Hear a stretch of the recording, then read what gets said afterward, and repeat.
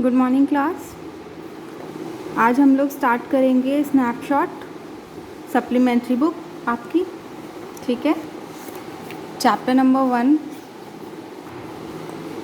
The summer of the beautiful white horse by Williams Saroyan. ठीक है, this story is about two poor Armenian boys who belong to a tribe whose hallmarks are trust and honesty. Means ये जो पूरी एक story है दो गरीब Armenian boys के ऊपर है जो कि उस ट्राइब से बिलोंग करते हैं जिनका हॉलमार्क ट्रस्ट और ऑनेस्टी पे बेस्ड था। चलिए लेट्स स्टार्ट।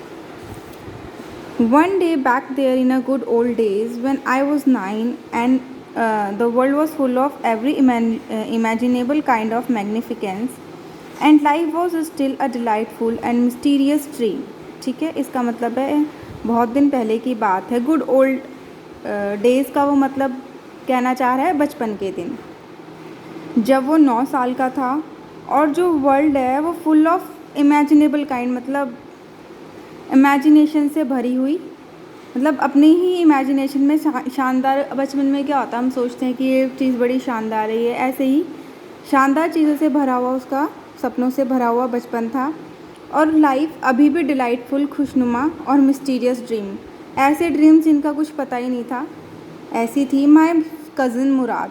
उसका एक भाई था जिसका नाम था Mourad, who was considered crazy by everybody, जो कि हर किसी के द्वारा क्रेजी मीन्स पागल समझा जाता था।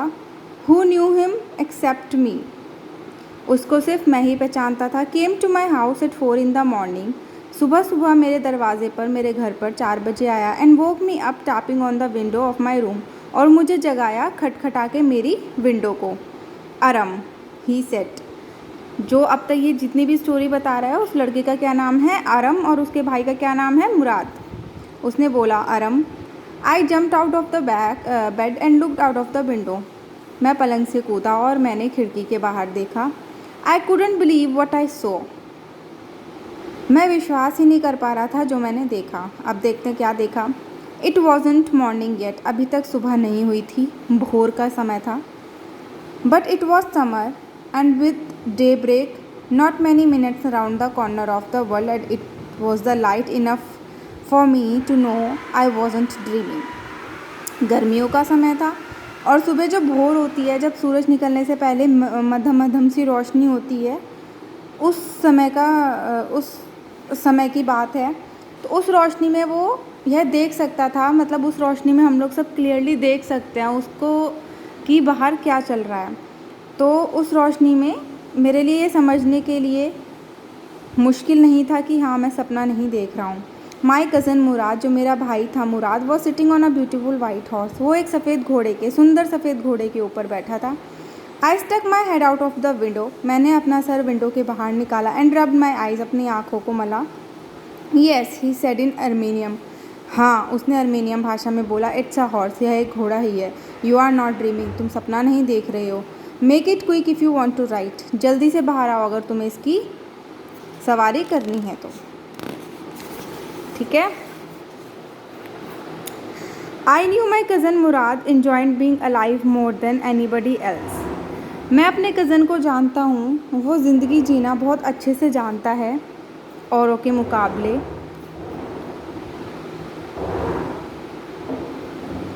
Who had ever fallen the world by mistake, but this was more than ever I could believe, मतलब वो अपनी ज़िंदगी जीने के लिए, जीवन के मज़े लेने के लिए ऐसी ऐसी हरकतें करता रहता था कि जो तुम इमेजिन भी नहीं कर सकते हो, लेकिन ये तो मेरी समझ से ही परे था।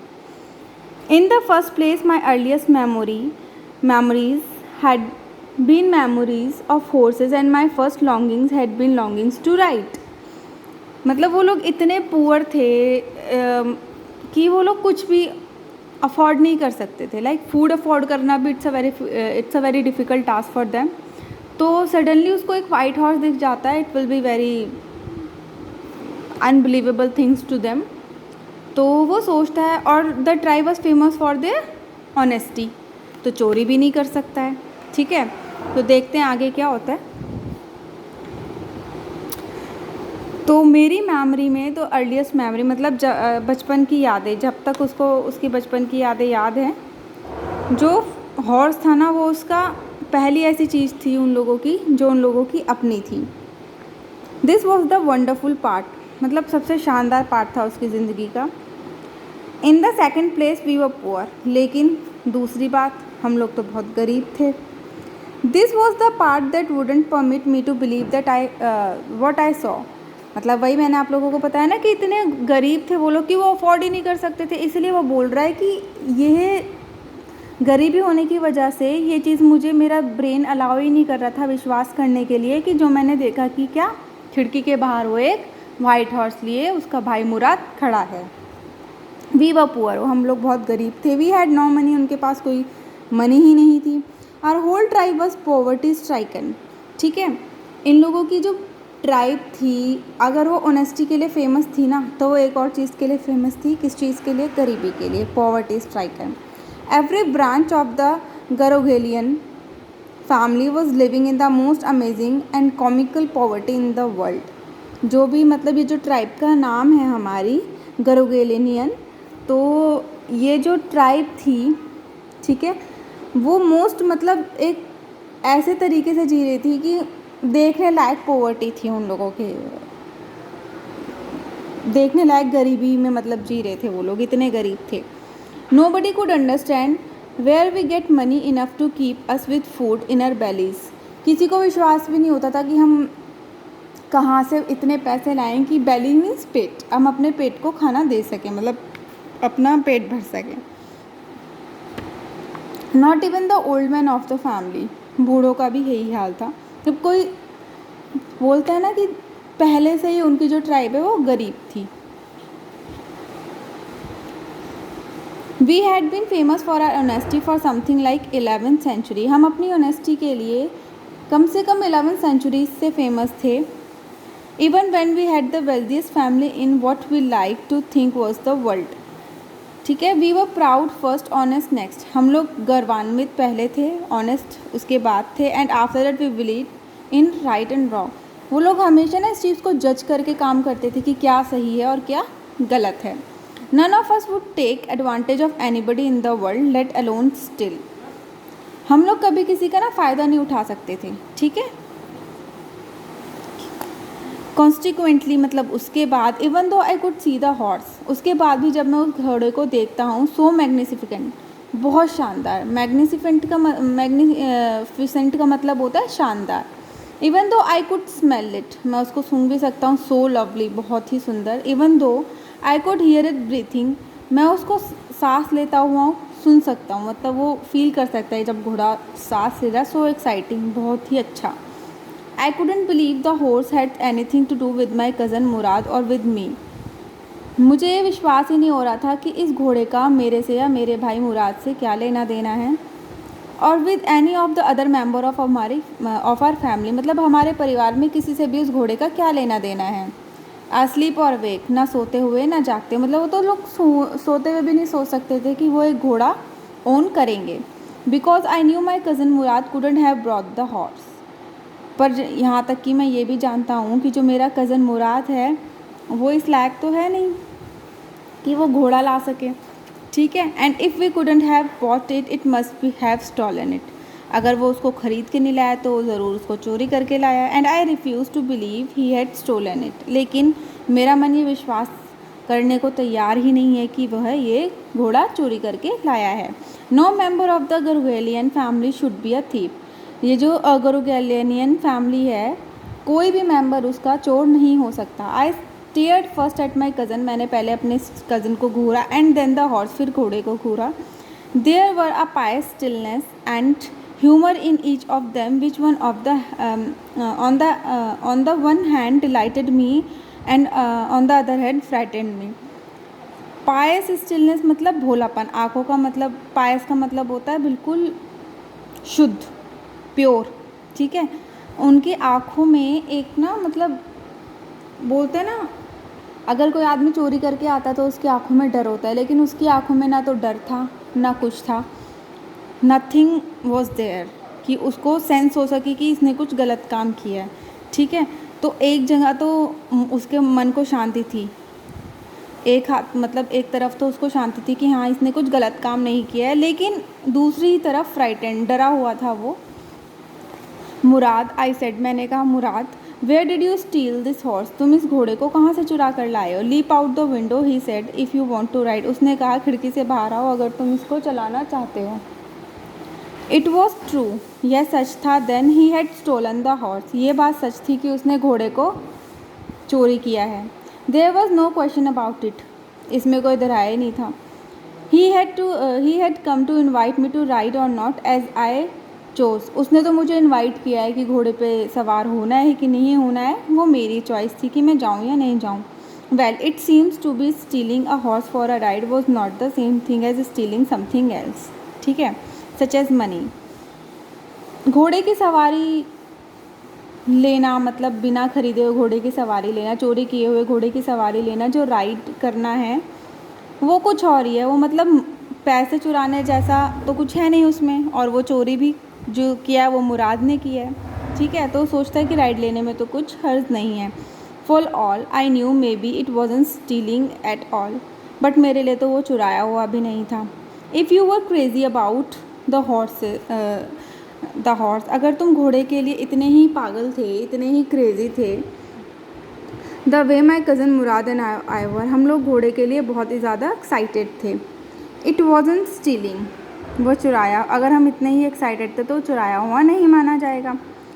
It wouldn't become stealing until we offer to sell the horse, वो जब तक कि चोरी नहीं मानी जाएगी जब तक हम उस घोड़े को आगे ना बेच दें। Which of course I knew would never do, जो कि मैं जानता हूँ हम ऐसा कभी करेंगे नहीं, ठीक है। Let me put on some clothes, I said, मैंने उसको बोला कि चलो मुझे कपड़े पहने दो। All right, he said, but hurry, उसने कहा ठीक है लेकिन जल्दी करना।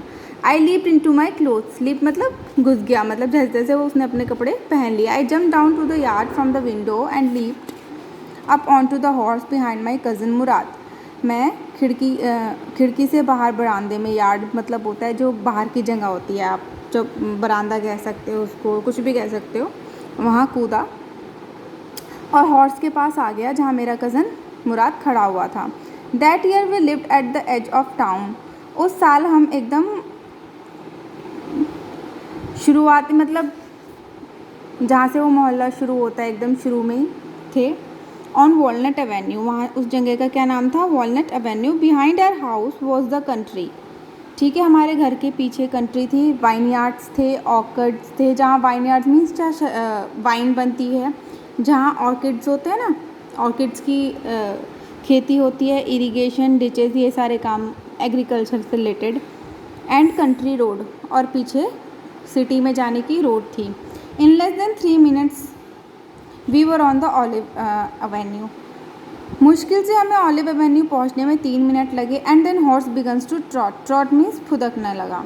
The air was new and lovely to breathe, फुदक मतलब इतनी स्पीड उसने पकड़ ली कि हवा से बातें करने लग गया। द एयर वॉज न्यू, बहुत ही नई थी और सांस लेने में उन्हें बहुत मज़ा आ रहा था। The feel of the horse running was wonderful, जिस स्पीड से घोड़ा दौड़ रहा था ना, वो मतलब उन लोगों को द स्पीड वो जो वो फील कर रहे थे वॉज अनबिलीवेबल, ठीक है। My cousin Murad, who had considered one of the craziest member of our family, began to sing, I mean he began to roar. इसमें क्या गया, जो मुराद है वो वैसे जैसे उसने मेंशन किया है कि सब उसको ऐसे ही समझते थे कि वो पागल है, मतलब क्रेजी है, ठीक है। उसने गाना गाना शुरू किया, गाना गाते गाते आई मीन ऐसा अरम कह रहा है, he began to roar, roar मतलब होता है दहाड़ना, ठीक है। बेसिकली रोर का मतलब होता है दहाड़ना, शेर जो है वो दहाड़ता है। उसके बाद उसने रोर करना स्टार्ट कर दिया, मीन्स खुशी में चीखना चिल्लाना शुरू कर दिया। Every member has a crazy streak in it somewhere, होने को तो हर कोई अपने आप में कहीं ना कहीं क्रेजी होता ही है। And my cousin Murad was considered the natural descendant of the crazy streak of our tribe, जो मेरा भाई था मुराद था, वो डिसेंडेंट क्या मतलब होता है, पीढ़ी, परंपरा। नेचुरली ऐसा माना जाता था कि जो हमारी ट्राइब की क्रेजी लोग थे उनका डिसेंडेंट था, ठीक है। Before him was uncle Khosrove, an enormous man with a powerful head of black hair and the largest mustaches in a San Joaquin valley, ठीक है। San Joaquin valley is also the name of the street, you can say. ठीक है। एक उससे पहले uncle Khusro जो थे वो माने जाते थे the craziest person of their tribe, ठीक है। और उनका जो सर था वो काले बालों से भरा हुआ था, बट लार्जेस्ट मुस्टैशेस, बड़ी बड़ी मूंछें थी, जो कि सैन जोएकिन वैली में रहते थे। A man so furious in temper, उसका जो टेम्पर था बहुत ही हल्का था, मतलब कुछ भी होता रहे उसको कुछ फ़र्क ही नहीं पड़ता था। सो इरिटेबल, इसलिए वो बहुत इरिटेटिंग भी था लोगों के लिए। So impatient that he stopped anyone from talking by roaring, और इतने उनमें कुछ पेशेंस ही नहीं था कि अगर उनको किसी से बात करनी होती थी ना, कभी भी चिल्लाना शुरू कर देते थे। इट इज़ नो हार्म, पे नो अटेंशन टू इट, वो हमेशा क्या बोलते थे, देयर इज़ नो हार्म, पे नो, इससे कुछ ना बुरा नहीं होने वाला है, छोड़ो, मुकाओ इस बात को, ऐसे बोल देते थे, ठीक है। That was all, no matter what anybody happened to be talking about. बस उनको यही हमेशा कहना होता था, इट इज़ नो हार्म, पे नो अटेंशन टू इट, चाहे किसी के साथ कुछ भी घटित हो रहा हो, ठीक है। Once it was his own son Arak running 8 blocks to the barber shop where his father was having his mustaches set up in the chair and roared, ठीक है। एक बार की तो बात है कि उनका जो सन, उनके बेटे का नाम था अरक, वो 8 ब्लॉक दौड़ के गया बार्बर की शॉप पर, जहाँ उसके पापा अपने बाल कटिंग या जो भी समझो दाढ़ी मूंछ बनवा रहे थे, ट्रिम करवा रहे थे। और वो कहता है कि क्या बताने के लिए, to tell them that their house was on fire, ठीक है। वो ये बताने के लिए दौड़ रहा था कि उनके घर में आग लग गई है। This man Khusro set up in the chair and road, वो आदमी जिसका नाम खुसरो था वो तब भी चेयर पर बैठा रहा आराम से और चिल्लाता है, इट इज़ नो हार्म, पे नो अटेंशन टू इट, कि इसमें कोई दिक्कत की बात नहीं है, उस पर ज़्यादा ध्यान मत दो। अब सोचो किसी का घर जल रहा है, वो तब भी ये बात कह रहा है, तो कितना क्रेजी होगा वो, ठीक है। The barber said but the boy says your house is on fire, जो बार्बर था, जो नाई था, वो बोलता है खुसरो को कि भाई तुमने सुना भी है कि तुम्हारे लड़के ने क्या कहा है कि तुम्हारा घर जो है वो जल रहा है। So Khosrove roared enough, it is no harm I say, मैंने कहा हाँ। खुसरो क्या बोलता है, बस ठीक है, मुझे पता है, कोई दिक्कत की बात नहीं है, फिर बोला। मतलब इतना कूल टेम्पर्ड आदमी था वो कि कुछ भी घटित होता रहे, कुछ भी होता रहे, उनको कुछ फ़र्क ही नहीं पड़ता था, ठीक है।